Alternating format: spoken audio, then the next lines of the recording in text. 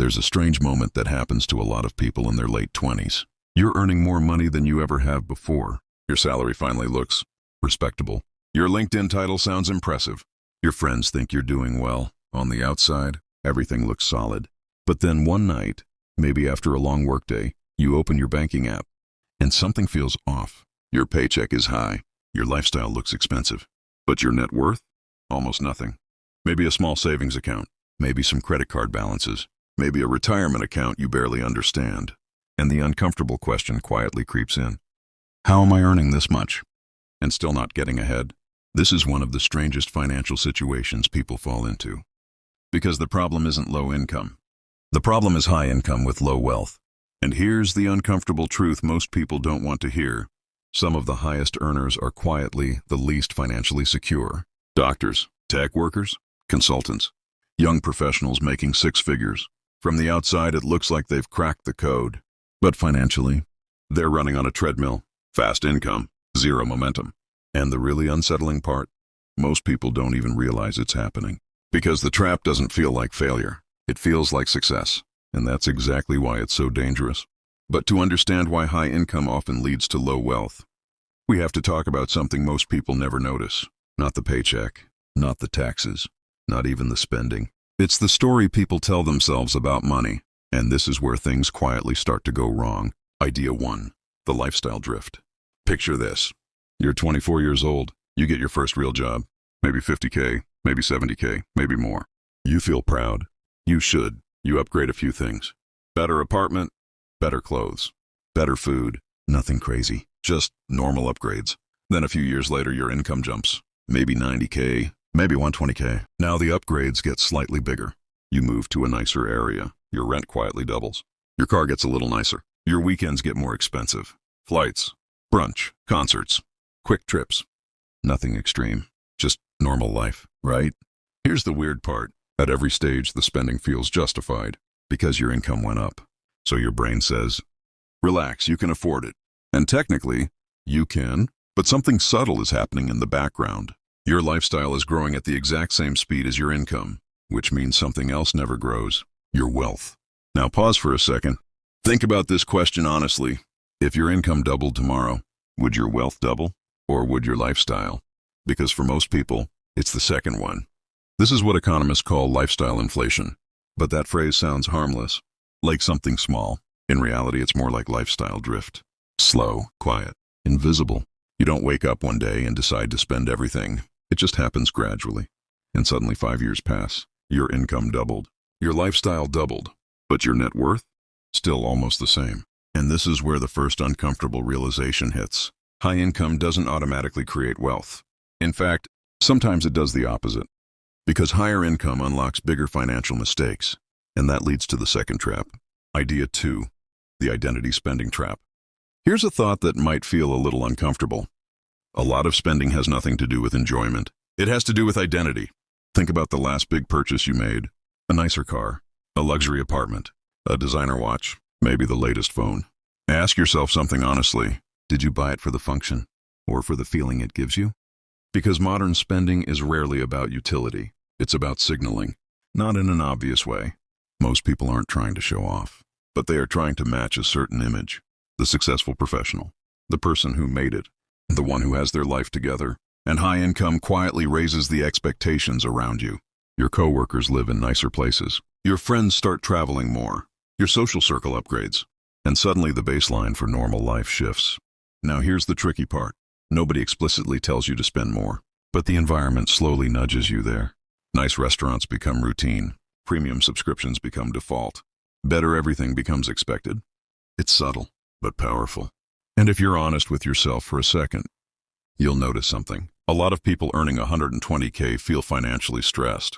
Not because they're poor, but because they built a lifestyle that requires that income. Which means one scary thing. If the income stops, the life collapses. That's not wealth. That's dependency. And this is where many high earners quietly become trapped. They didn't build freedom. They built obligations. But the third trap is even more dangerous because it hides inside something people think is responsible.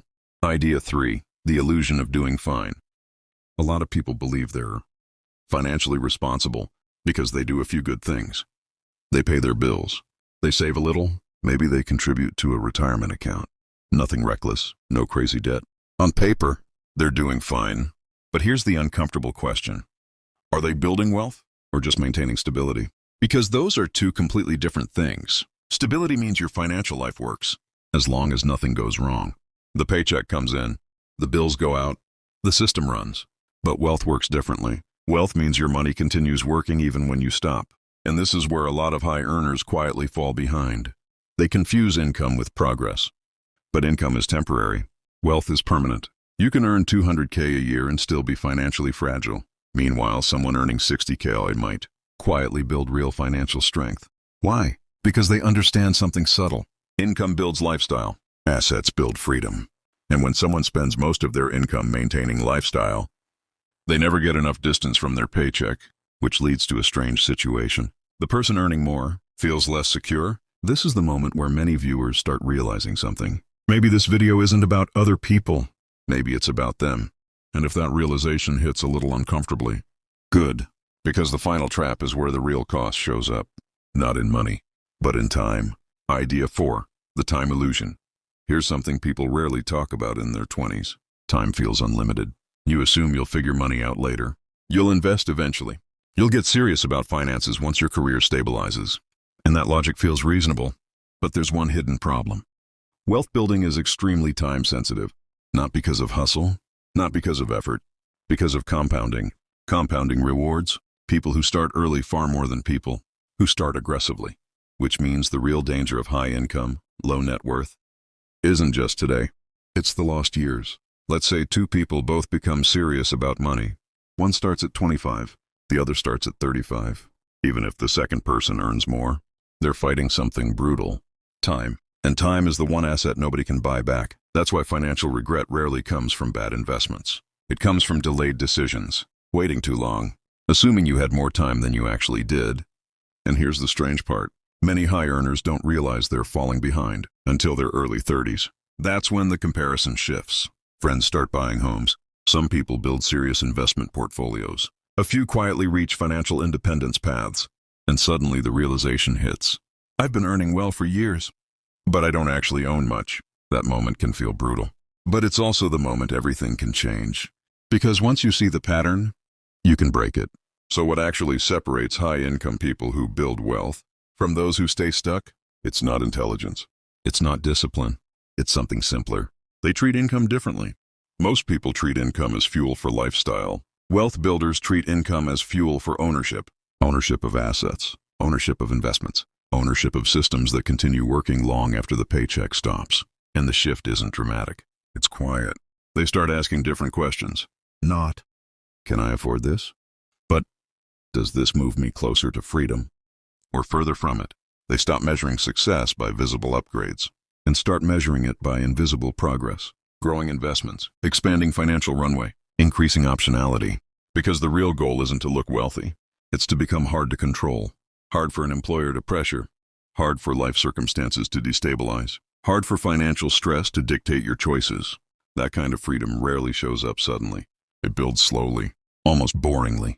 But once it gains momentum, it becomes extremely powerful. And ironically, many people capable of building that life are the exact ones stuck in the trap we talked about today. High income, low net worth. Not because they failed, but because nobody explained the difference between earning well and building wealth. Once you understand that difference, everything starts to shift. Your spending, your priorities, your timeline, and most importantly, your future. But here's something interesting. There's a specific financial regret that hits a lot of people around age 35. Not a mistake with investing, not a market crash, something far more subtle, something people realize way too late. And once they see it, they wish they had thought differently years earlier. If you want to understand that before most people do, watch the video on screen now. The regret nobody talks about at 35. Because the people who avoid that regret usually start thinking differently right about now.